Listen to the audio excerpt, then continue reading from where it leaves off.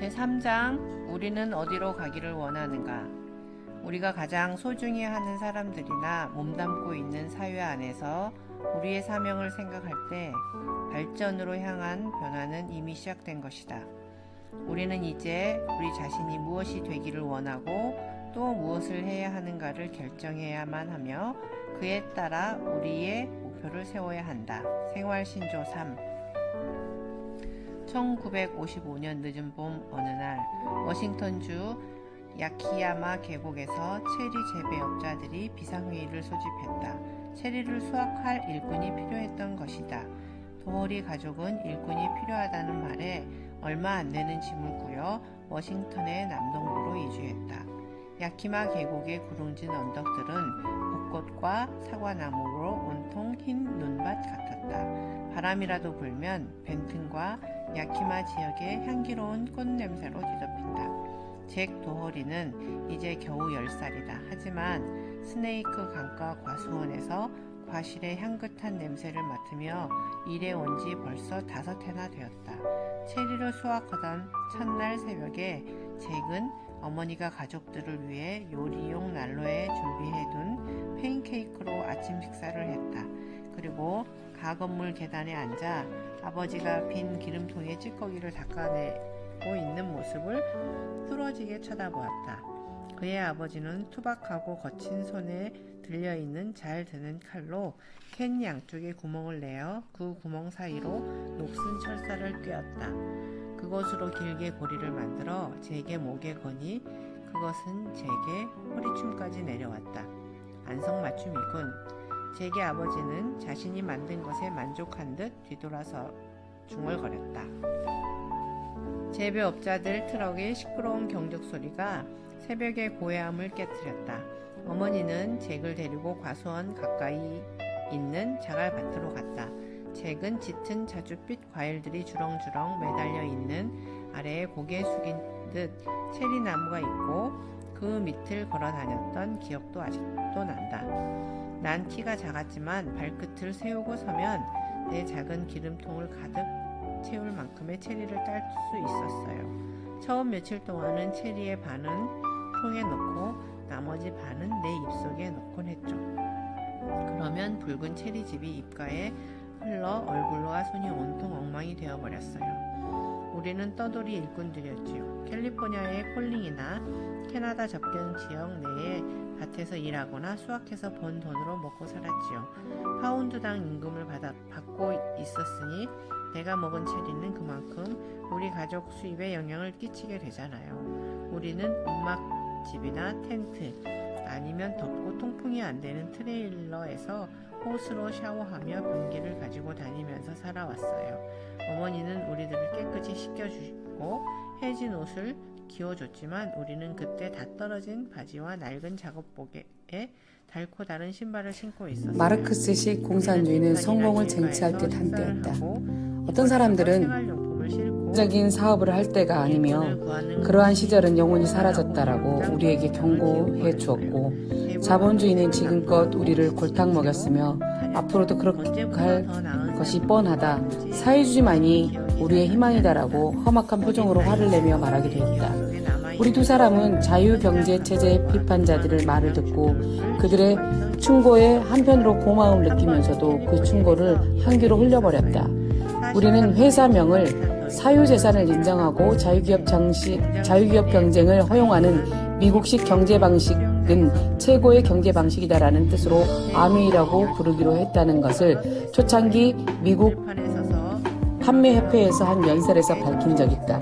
나는 그때 내가 한 말에 대해 그 후 몇 년 동안 아메이 모임뿐만 아니라 학교, 교회, 사교 모임 등 가리지 않고 수천 번을 얘기해 왔다.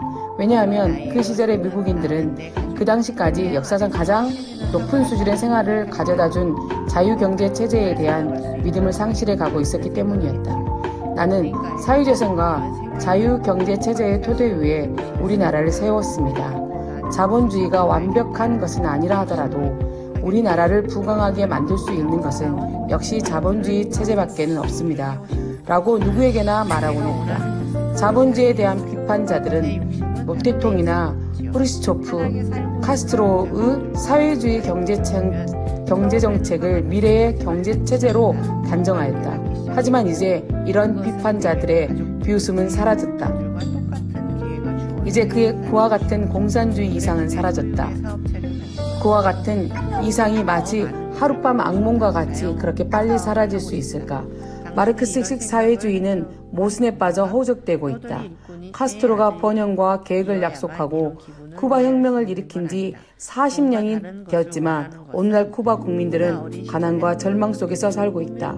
한편 그 세월 동안 아메이사는 전 세계 80여 개 국가나 지역에 300만 명이 넘는 디스트리뷰터를 가진 60억 달러의 규모로 발전했다. 다른 부모님들도 그 아들에게 혹은 딸에게 이런 말씀을 하셨을 것이다.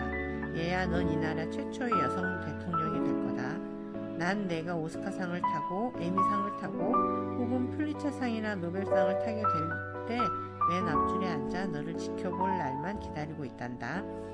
물론 그런 희망적인 얘기를 들은 부모나 혹은 학교 선생님, 목사님 또는 친구들에게조차 들어보지 못한 아이들도 있을 것이다. 그런 아이들은 자신이 세계 일주 여행을 꿈꾸거나 성직자 또는 영화배우나 포춘지가 선정한 세계 500대 기업 서열 안에 드는 회사의 최고 경영자가 되겠다는 꿈조차 꾸지 않고 자라게 된다. 그러나 그들도 매달 몇백 달러를 더 벌기를 바라고 차를 사고 집을 사고 고등학교를 졸업하고 또는 부동산 중개인 면허를 따고 인류 호텔에 묵는 앞날을 위해 저축할 수 있기를 바란다. 최초의 여성 대통령이 되기 바라든지 또는 때때로 혼자만의 시간을 보내고 싶어 하든지 간에 그것은 자기가 정한 목표 여하에 달려있다. 난 뭔가 다른 것을 원한다.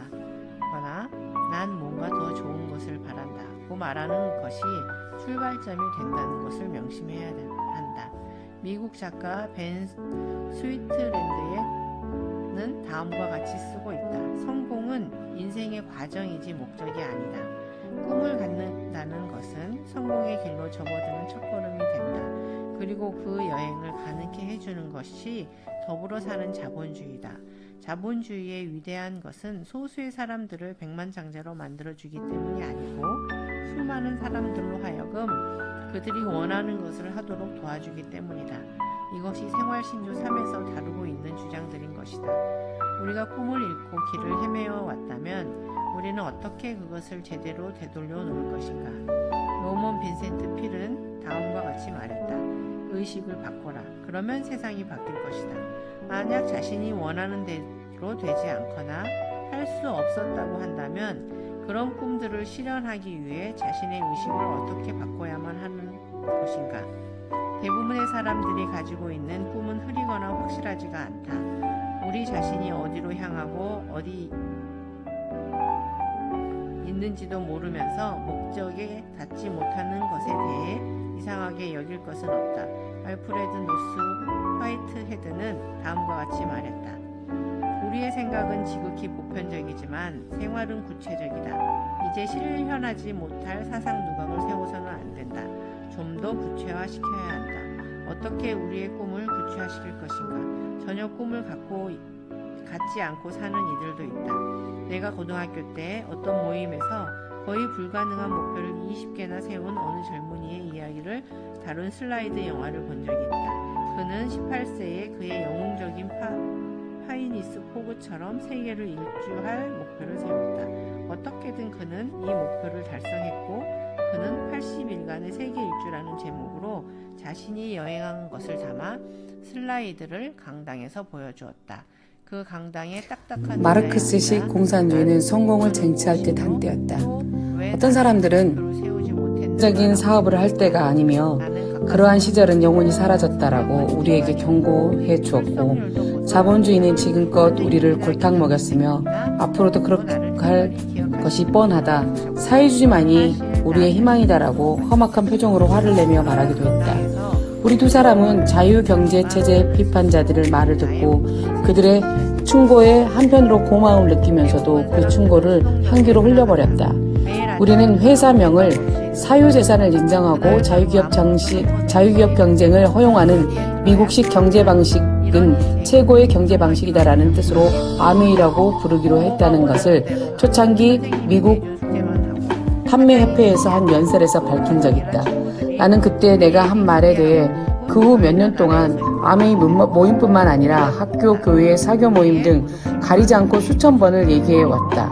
왜냐하면 그 시절의 미국인들은 그 당시까지 역사상 가장 높은 수준의 생활을 가져다준 자유경제체제에 대한 믿음을 상실해 가고 있었기 때문이었다.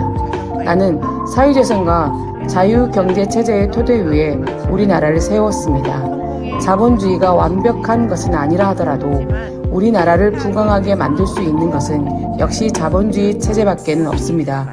라고 누구에게나 말하곤 했다. 자본주의에 대한 비판자들은 모태통이나 후르시초프, 카스트로의 사회주의 경제정책을 미래의 경제체제로 단정하였다. 하지만 이제 이런 비판자들의 비웃음은 사라졌다. 이제 그와 같은 공산주의 이상은 사라졌다.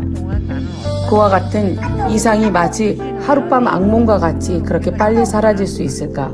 마르크스식 사회주의는 모순에 빠져 허우적대고 있다. 카스트로가 번영과 계획을 약속하고 쿠바 혁명을 일으킨 지 40년이 되었지만 오늘날 쿠바 국민들은 가난과 절망 속에서 살고 있다. 한편 그 세월 동안 아메이사는 전 세계 80여 개 국가나 지역에 300만 명이 넘는 디스트리뷰터를 가진 60억 달러의 규모로 발전했다.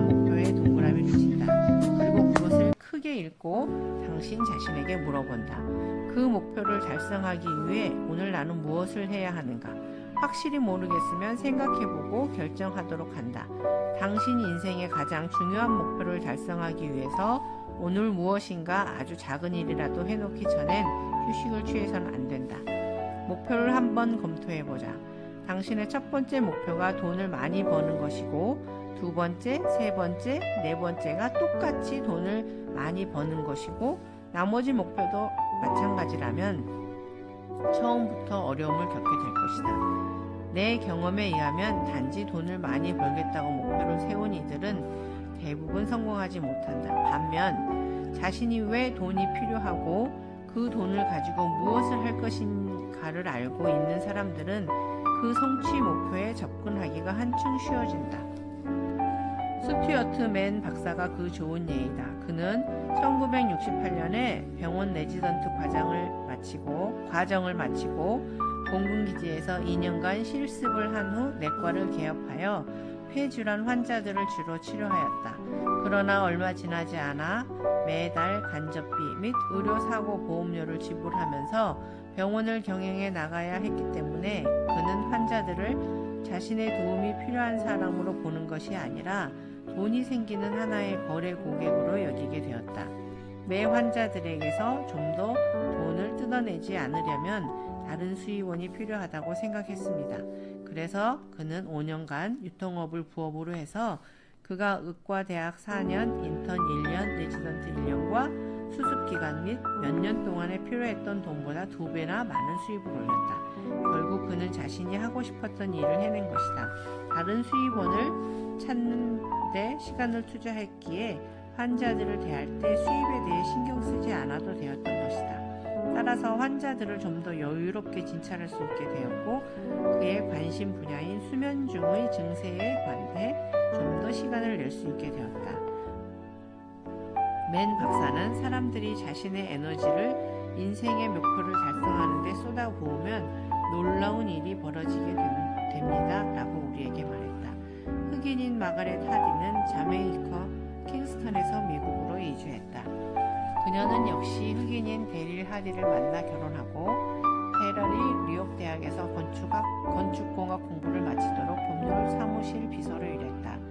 테럴은 남부 캘리포니아 스탠버그에서 출생했다. 그는 편견으로 인해 차별 대우를 받았으나 어렵게 얻은 공학사 학위와 아름답고 지적인 부인이 그를 도와줌으로써 곧 꿈을 이루리라는 것을 알고 있었다. 번이 있는 뉴욕의 건축회사에서 16개월 동안 일한 테럴은 백인 동료와 똑같이 승진할 위치에 있었다. 의심의 여지가 없었다. 나는 승진할 했지만 사장이 나를 불러 승진 못 시키는 이유를 이야기할 때 놀라거나 실망하지 않았어야 했지요. 당신은 우리 회사에서 흑인으로서 오를 수 있는 최고의 위치에 올라 있습니다. 나도 그렇게 하고 마르크스식 공산주의는 성공을 쟁취할 듯 한때였다. 어떤 사람들은 적인 사업을 할 때가 아니며 그러한 시절은 영원히 사라졌다라고 우리에게 경고해 주었고, 자본주의는 지금껏 우리를 골탕 먹였으며 앞으로도 그렇게 할 것이 뻔하다, 사회주의만이 우리의 희망이다라고 험악한 표정으로 화를 내며 말하기도 했다. 우리 두 사람은 자유경제체제 비판자들의 말을 듣고 그들의 충고에 한편으로 고마움을 느끼면서도 그 충고를 한 귀로 흘려버렸다. 우리는 회사명을 사유재산을 인정하고 자유기업 경쟁을 허용하는 미국식 경제 방식은 최고의 경제 방식이다라는 뜻으로 아메이라고 부르기로 했다는 것을 초창기 미국 판매협회에서 한 연설에서 밝힌 적 있다. 나는 그때 내가 한 말에 대해 그 후 몇 년 동안 아메이 모임뿐만 아니라 학교, 교회, 사교 모임 등 가리지 않고 수천 번을 얘기해 왔다.